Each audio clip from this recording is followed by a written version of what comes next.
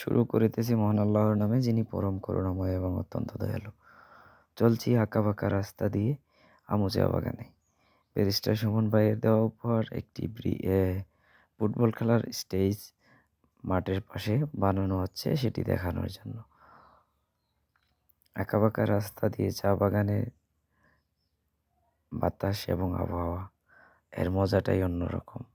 যারা এখানে কখনো আসে না বা আসেন নাই, তারা এর উপভোগটা করতে পারেন না এখনও, তার মজাটাও বুঝবেন না। যারা আসছেন, চা বাগান দেখছেন, তারা বুঝেন যে চা বাগানের ভিতর দিয়ে ঘোরাফেরা করতে, বাইক চালিয়ে আড্ডা দিতে, ওহ সেই লেভেলের একটা স্বাদ।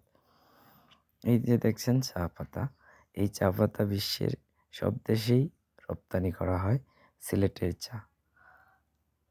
এই যে দেখছেন গাছগুলো, এগুলো সবগুলো চা বাগানের চা গাছ।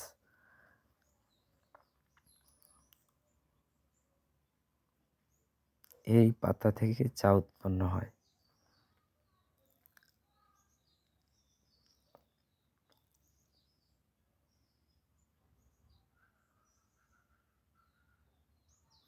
আমরা নিয়ে যাচ্ছি আপনাদের নালুয়া চা বাগানে, আমু চা বাগানের পর নালুয়া। এটি হচ্ছে যাত্রার গড়, যেখানে হিন্দুদের পূজা বা চা শ্রমিকের বিভিন্ন অনুষ্ঠান এখানে করা হয়। আর এটা হচ্ছে চা বাগানের চা ফ্যাক্টরি, এখানে চা উৎপাদন করা হয়। এই গাছগুলো থেকে পাতা এনে এখানে চা বানানো হয়। আবার এটা হচ্ছে হাসপাতাল বাগানের শ্রমিকদের জন্য। চলে যাচ্ছি আমরা এখন স্টেডিয়ামে। স্টেজের কাজটা দেখানোর চেষ্টা করব এখন। এটা হচ্ছে ব্যারিস্টার সুমন ভাইয়ের দেওয়া উপহার। ব্যারিস্টার সুমন ভাই এখানে একদিন একটি প্রীতি ম্যাচ খেলে গিয়েছিলেন এই মাঠে। খেলার পরে ও বাগানের শ্রমিক চেয়েছিল এখানে একটা স্টেজ করে দেওয়ার জন্য, তাই এই স্টেজটি করে দিয়েছেন উনি। ৮ দিন ধরে কাজ চলছে।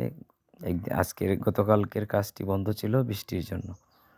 খুব সুন্দর স্টেজটি হবে। আপনাদের যদি ভালো লেগে থাকে, আমাদের পেজটি লাইক করবেন এবং ইউটিউব চ্যানেলটি সাবস্ক্রাইব করবেন।